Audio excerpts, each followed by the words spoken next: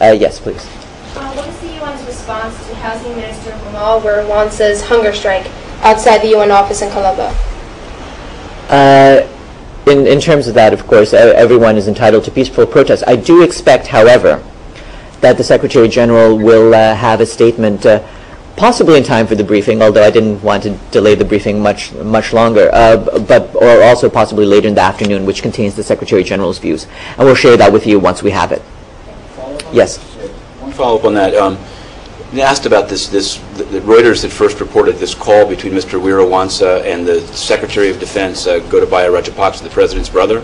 And now an audio tape has actually been released of the call, as well as a transcript in which Gotabaya Rajapaksa threatens to fire the police chief if he continues to try to stop the protest. This, to many, makes it clear that it was a government-sponsored closure of the UN building. So I'm wondering, given that initially you said it was an individual call, then there have been assurances by the government, given evidence now that it was a government-sponsored, quote, hostage-taking of UN staff, what is the UN going to do?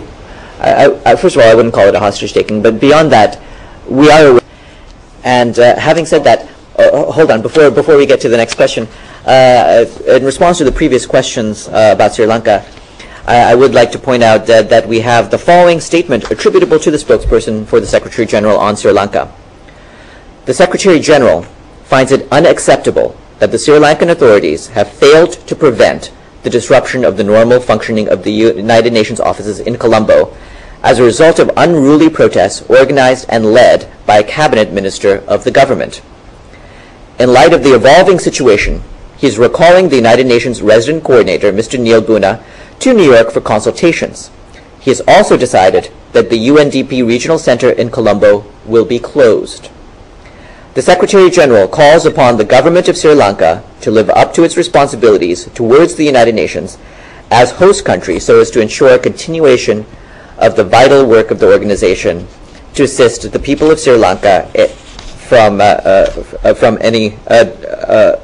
any further hindrance. No, sorry, without any further hindrance.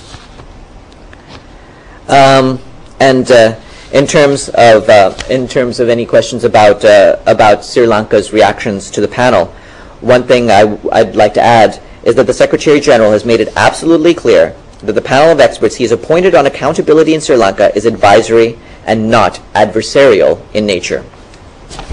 So that's it on that. Yes. Well, yeah, actually, just on that statement, does the non-hindrance of the work of the UN include granting? Is he calling for the granting of visas to the advisory panel, the 3 members? Is that included in the definition of the work of the UN? What I have is what I've just said. That's a sum total.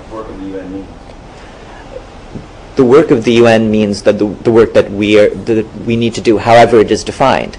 In the case of visas, it's up to the panel members themselves to determine whether they need those visas to go about their work. As my colleague made clear a few weeks ago, that's not a requirement for their work, but it's up to them to determine whether they need it. If the Chairman Darussalam said it's unfortunate that they've said he won't get a visa, it seems pretty clear that they want one. I'm just trying to, since you've just read the statement, understand what it means.